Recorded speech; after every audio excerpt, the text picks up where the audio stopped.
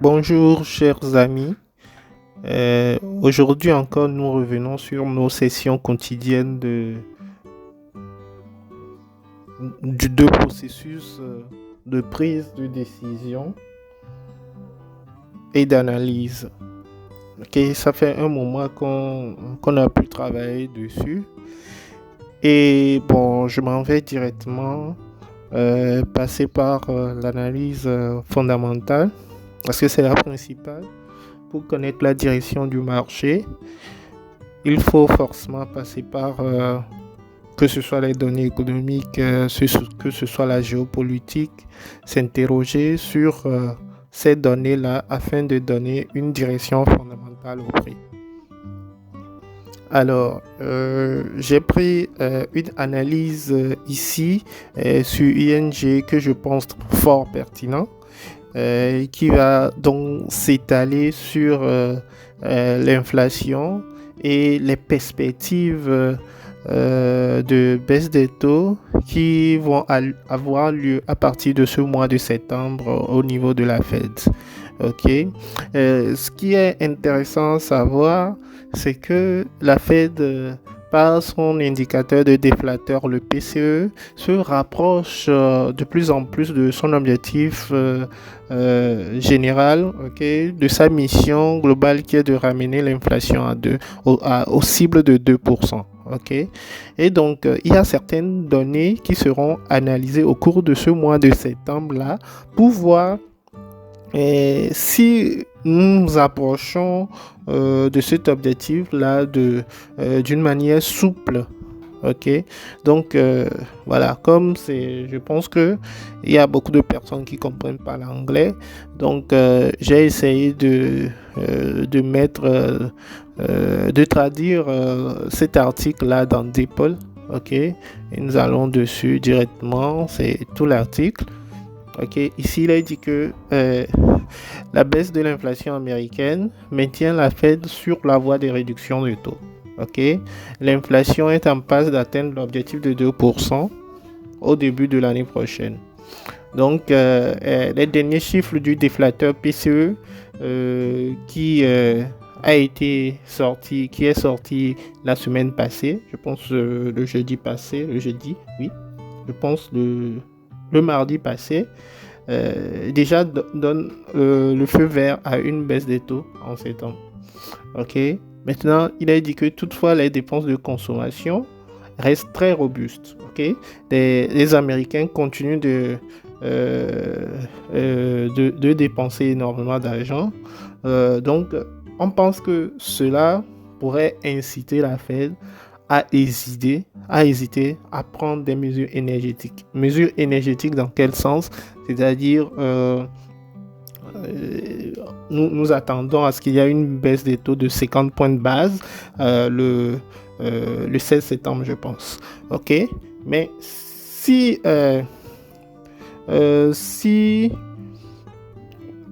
les dépenses de consommation restent solides, donc je pense que la Fed va faire une baisse des taux qui sera moins important que les 50 points de base. Peut-être 25 points de base pour le mois de septembre, 25 pour le mois de novembre, 25 pour le mois de décembre.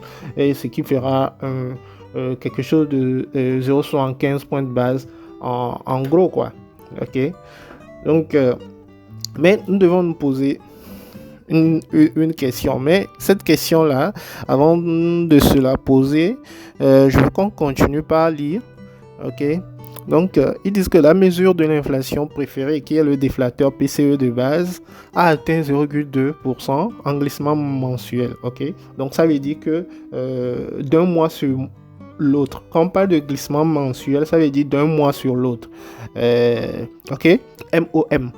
Donc, il a atteint 0,2%. Donc, c'était ce qui était prévu. Mais l'inflation en glissement annuel, ok, c'est-à-dire d'un an sur l'autre, est resté à 2,6% au lieu d'augmenter à 2,7% comme le prévoyait le consensus.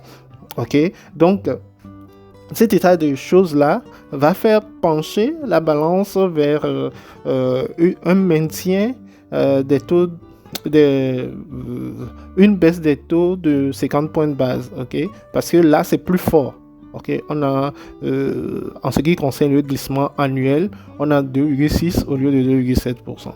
Ok, donc c'est pour ça ici, on dit que c'est un très bon 0,2% qui nous maintient sur le bon rythme pour amener l'inflation annuelle à 2% d'ici le début de l'année prochaine. Ok, donc maintenant ici, je reviens donc sur la phase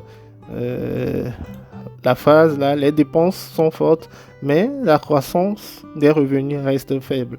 Si les dépenses sont fortes, comment est-ce que la population est en train de financer cette défense? Okay? Si la croissance des revenus reste faible, okay? Si la croissance des revenus reste faible, avec quel argent ils sont en train de financer ces dépenses?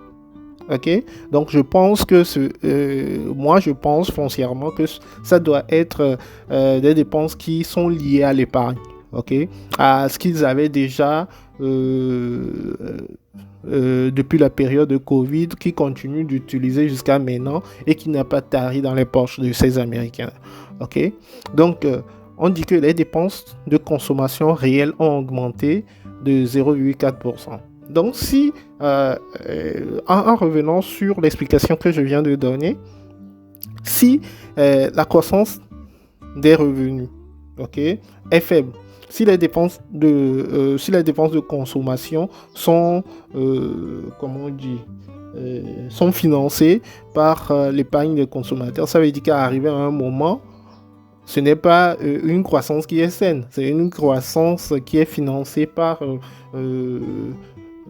des épargnes qui sont promis à disparaître à un certain moment donné. Donc, vu la chose, je pense que c'est mieux de se diriger vers une baisse des taux d'intérêt sur le long terme que de penser qu'il y a vraiment une forte dépense qui va agir sur l'inflation. Okay? Donc, en lisant, okay, on va lire. Par ailleurs, les dépenses de consommation réelles ont augmenté de 0,4% par rapport aux prévisions de 0,3%, tandis que des révisions à la hausse ont été effectuées pour les mois d'avril, de mai et juin. Il s'agit d'une trajectoire beaucoup plus forte que celle rapportée précédemment, okay, sur le mois de janvier, février, mars, au fait. Okay? Et donc, et cela signifie que même si nous obtenons que 0,1% des dépenses réelles pour août et septembre, nous aurons des dépenses de consommation réelles de 3,4% annualisées dans le rapport sur le PIB du troisième trimestre. Ok, donc c'est fort. Cette force, je pense, rendrait la Fed très réticente à réduire de 50 points de base le 18 septembre. Ok, parce que si ça c'est une explication qui est générale, qui est logique. Plus les dépenses de consommation augmentent, plus l'inflation augmente. Plus l'inflation augmente, plus la Fed est réticente à baisser ses taux d'intérêt. Okay? Mais dans notre contexte, est-ce que ces dépenses-là vont booster l'inflation ou bien ce sont les derniers soubresauts d'un singe qui agonise? Ok, il est fort probable qu'il faille se poser ces questions-ci. Ok, maintenant, les revenus, c'est ça, ils disent ici que les revenus sont cependant faibles. Le revenu disponible réel des ménages n'a augmenté que de 0,1% par mois, comme en juin, ce qui soulève la question suivante: d'où vient l'argent pour financer ces dépenses? Et voilà, c'est ça que ING Think pose la même question que je posais. Ok? Et donc, la réponse évidente est que nous épuisons notre épargne et que nous recourons à l'endettement. Cela n'est pas viable comme modèle économique. Alors, sommes-nous en train de nous épuiser? Ok? Les derniers soubresauts d'un singe agonisant. Ok? Le taux d'épargne donc est tombé logiquement à 2,9% contre 3,6% il y a de cela 3 mois. La seule fois où il a été aussi bas de manière constante pendant 3 périodes consécutives, c'était juste avant la grande crise financière. Okay? Cela suggère que si le chômage, okay, continue de grimper, il y a moins de marge de manœuvre pour soutenir l'activité de consommation. Okay? Si le chômage continue de grimper, alors que les gens dépensent énormément, arrivé à un moment, il y aura moins de marge de manœuvre pour soutenir l'activité de consommation. Ok? Donc, ce qui est certain, c'est qu'il y a une baisse des taux en septembre est assurée. Mais le rapport sur l'emploi en déterminant l'ampleur. Ok? Nous avons parlé de la croissance du PIB et de la faiblesse des revenus, de l'inflation dit déflateur, de la PCE, dit déflateur PCE, et il reste maintenant l'emploi. Ok? Donc c'est l'emploi. Quelle sera la force de l'emploi? Et c'est ça qui va déterminer. Maintenant, nous ne sommes plus sur la question de savoir s'il y aura baisse des taux ou pas. On est sûr qu'il y aura baisse des taux en septembre. Maintenant, quelle sera son ampleur? Ok? Est-ce que son ampleur, là, elle sera de 25 points de base ou bien de 50 points de base? Ok? Donc, ok? Et, il y avait eu une analyse précédente de ING-FIC où on avait mis des prévisions qui avaient coïncidé avec la volatilité qu'on a eue au début du mois d'août. Et cette prévision a été révisée, de 3 baisses de taux de 25 points de base pour cette année, en une prévision selon laquelle la Fed pourrait réduire ses taux de 50 points de base en septembre avant de revenir à des baisses de 25 points de base en novembre et décembre. Ok, je ne sais pas si vous vous souvenez de cette petite mini-crise qu'on avait eue au début du mois d'août où presque tous les actifs financiers se sont cassés la gueule. Et donc, on est en train de se relever de cette brise-glace-là. Ok, donc c'est ça qui avait poussé les analystes de ING à vouloir une baisse de taux de plus de 50 points de base par baisse, quoi, par baisse mensuelle. Ok,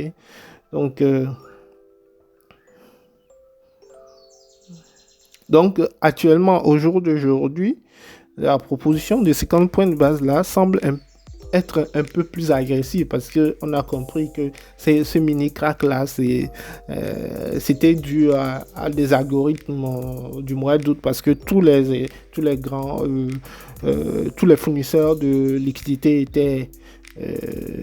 étaient aux abonnés absents pendant cette période là qui était la période estivale où les gens partaient en congé. Donc cette période permettait à l'algorithme d'accentuer, quel que soit, si c'est une perte, elle accentue un peu la perte, si c'est un gain, elle accentue un peu les gains. Donc c'est ce qui s'est passé au mois d'août.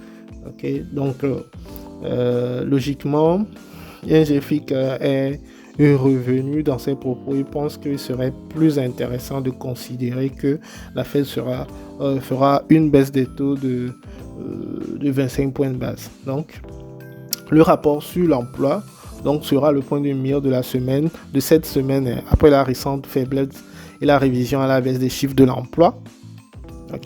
Si les chiffres sont inférieurs à 100 000 et que le taux de chômage remonte à 4,4, 4,5, là, une hausse de 50 points de base semble probable parce que on touche un peu à l'économie, on touche un peu à l'emploi.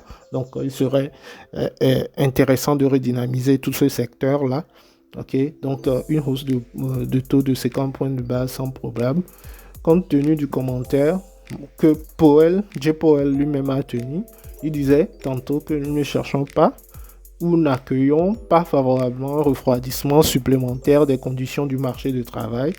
Toutefois, si les chiffres de l'emploi avoisinent les 150 000 et que le taux de chômage reste coincé aux alentours de 4,3 ou 4,5,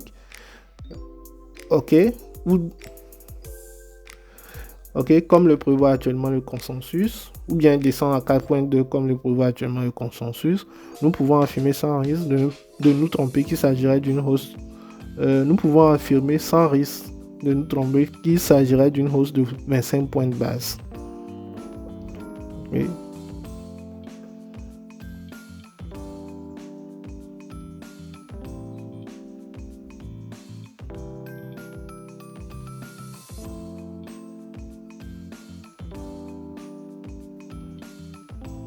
Ok. Donc, voilà, c'est l'analyse qu'on peut faire. Donc, qu'est-ce qu'on peut retenir de cette analyse?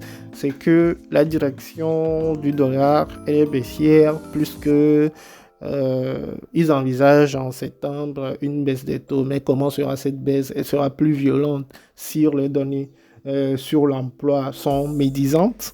Ok, et elle sera de 25 points de base si les données sur l'emploi euh, sont beaucoup plus intéressantes. De toutes les façons, il y aura une baisse des taux en septembre, pendant ce mois-là. Ok, donc la direction, c'est baissière. Nous avons donc une direction qui sera baissière pour, euh, euh, pour le dollar. Ok, maintenant, j'ai fini l'analyse fondamentale. Ça me suffit déjà pour comprendre la direction fondamentale du marché. Maintenant, je vais m'attacher à la direction, à l'analyse statistique et saisonnière. D'accord? Déjà, je vais passer. D'abord, je vais demander. Oui, je vais faire ça dans l'ordre. Fondamental, je vais passer à. Ok. Image. Nice. Voilà. Je vais prendre euro et je vais voir le comportement de l'euro. Déjà.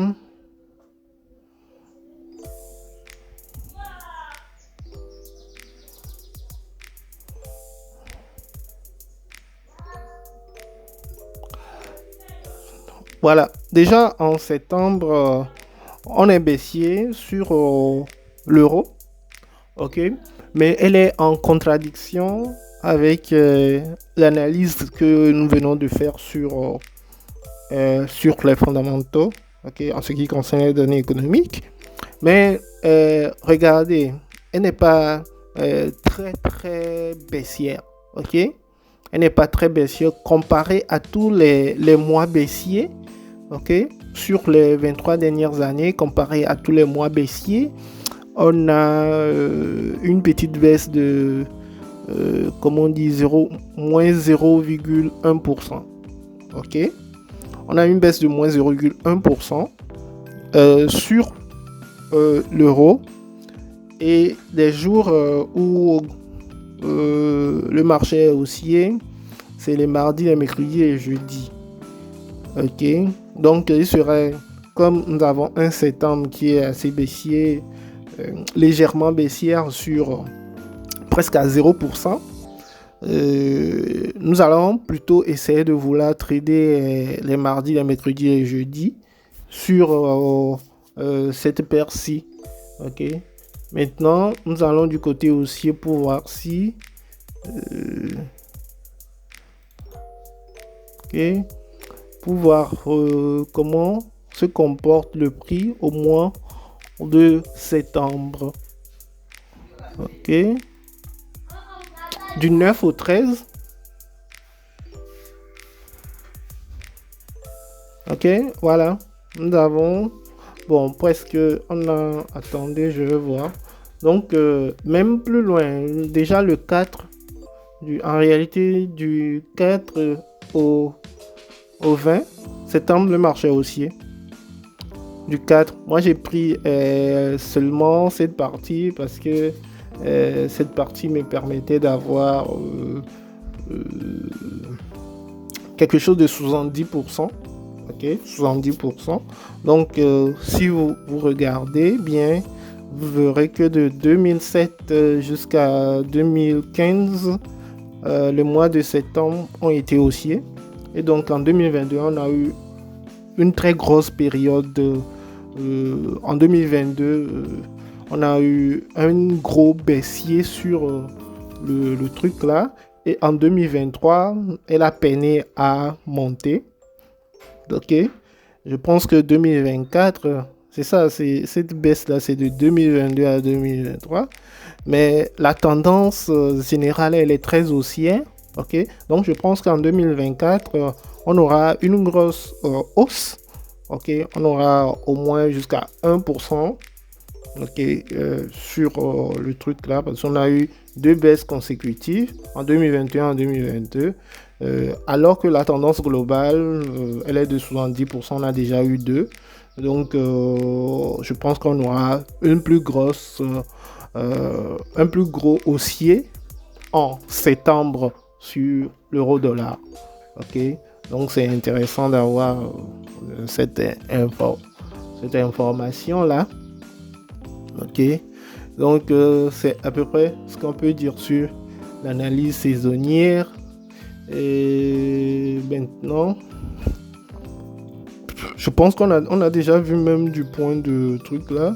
Là, je vais demander à la commission, aux gendarmes de la bourse américaine, à la commission de trading, pour voir. Ok, on va aller voir. Ok, voilà.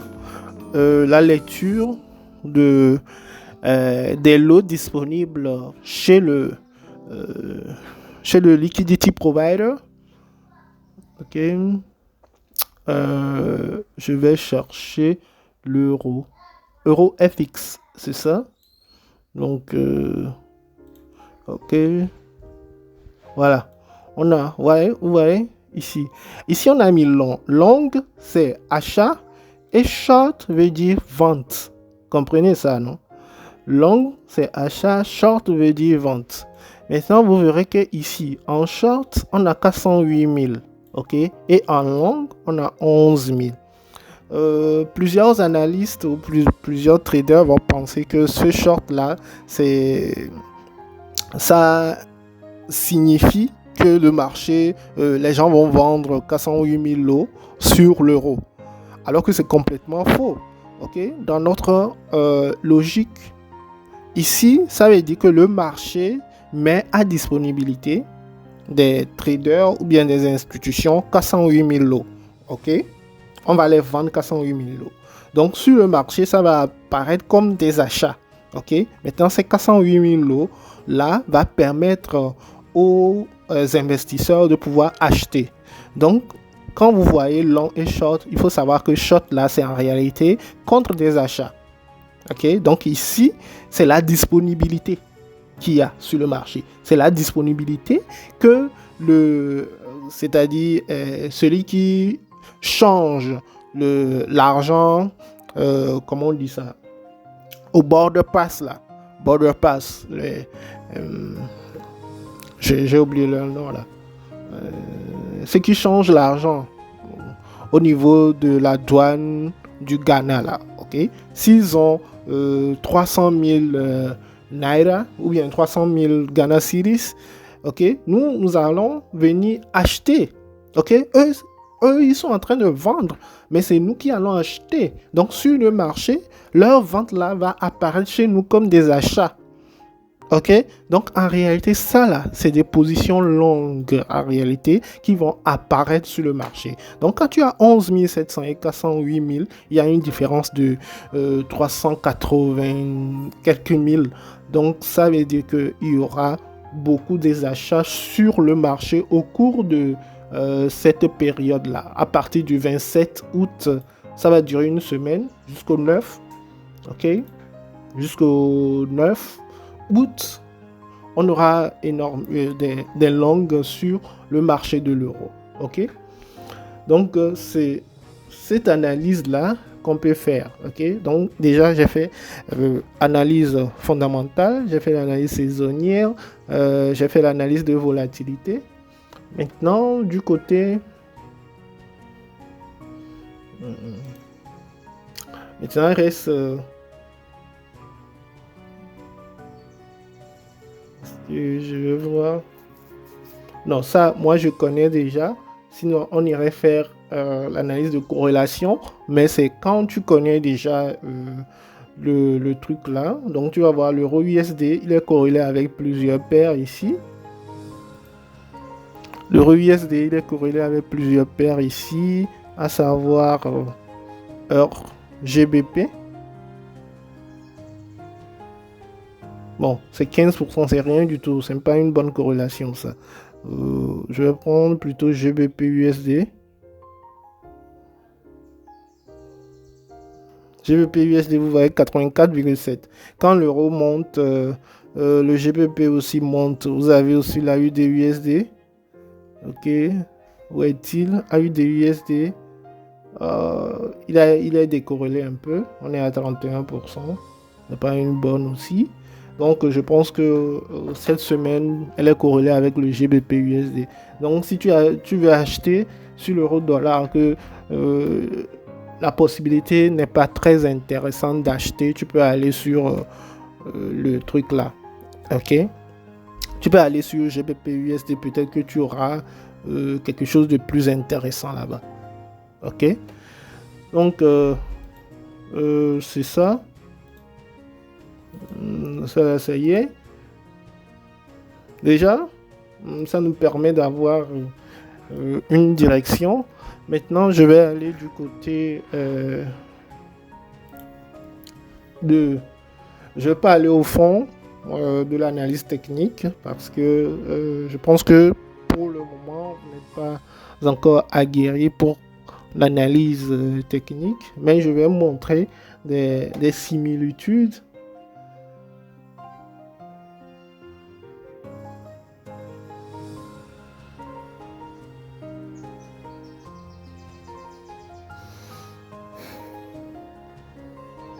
Et d'abord, nous partons sur le dollar.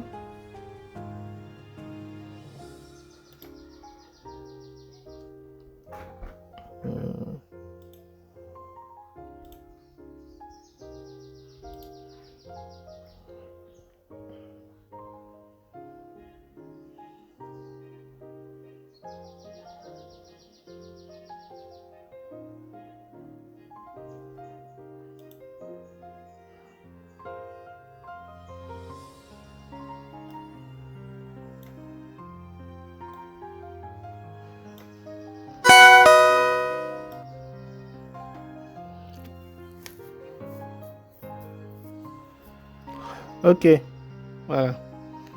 Donc, oui, la semaine passée, voilà, on a tout ce mouvement baissier là qui est arrivé sur le dollar depuis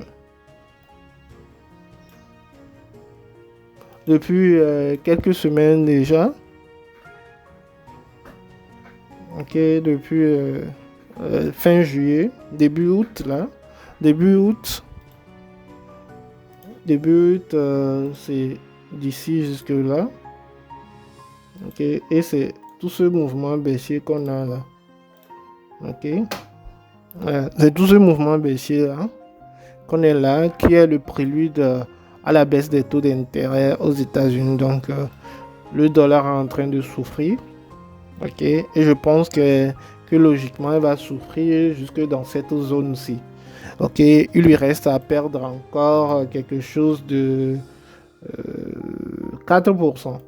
Ok, 4,10%. Le dollar doit normalement perdre près de 4,10%. Ok, ou même plus. Ça, c'est toute la période de 2022 où on a eu toute cette période de hausse des taux d'intérêt. C'est ça qu'on a ici. Donc, quand on a fait la pause dans les taux d'intérêt, c'est à partir de quelque part là, on a fait une pause ici. Et donc, c'est ça, cette chute-là. Ok, ensuite, il y a eu des vents contradictoires où on a pensé que l'inflation va repartir à la hausse. Le marché a pressé vers la hausse. Et ensuite, la baisse de l'inflation qui a entraîné toute cette baisse. On pense qu'elle va se poursuivre. Ok, elle va se poursuivre pendant cette période. Ok, donc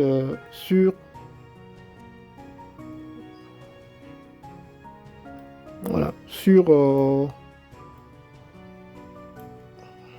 ça c'est l'euro dollar, c'est Et c'est sur l'euro-dollar, on pense qu'il y aura une hausse pendant ce mois de trucs là. Pendant ce mois de septembre, il y aura une hausse. Ok, il y aura une hausse. Donc, si nous analysons avec les taux d'intérêt, on va voir où se trouvent les taux d'intérêt. On va aller en weekly pour voir les taux d'intérêt. On fait ça. On a EU10Y. EU, c'est les rendements européens contre les rendements américains, moins les rendements américains. On fait une nouvelle échelle de prix. C'est parti où? Voilà. Ok. Je vais monter un peu en monthly. Bon, voilà. Vous voyez, on a... Ok. Dans la hausse. Donc, on va s'arrêter là. Et vous voyez que tout montre que l'euro doit normalement monter. Okay. Tout montre que l'euro doit fondamentalement, de façon statistique, l'analyse saisonnière, les données sur les institutionnels, tout cela montre que l'euro doit monter. Maintenant, il ne reste que l'analyse technique et de trouver une bonne entrée. Ok. Et là qu'on trouve une bonne entrée, vous voyez, si on arrive à trouver une bonne entrée, on peut logiquement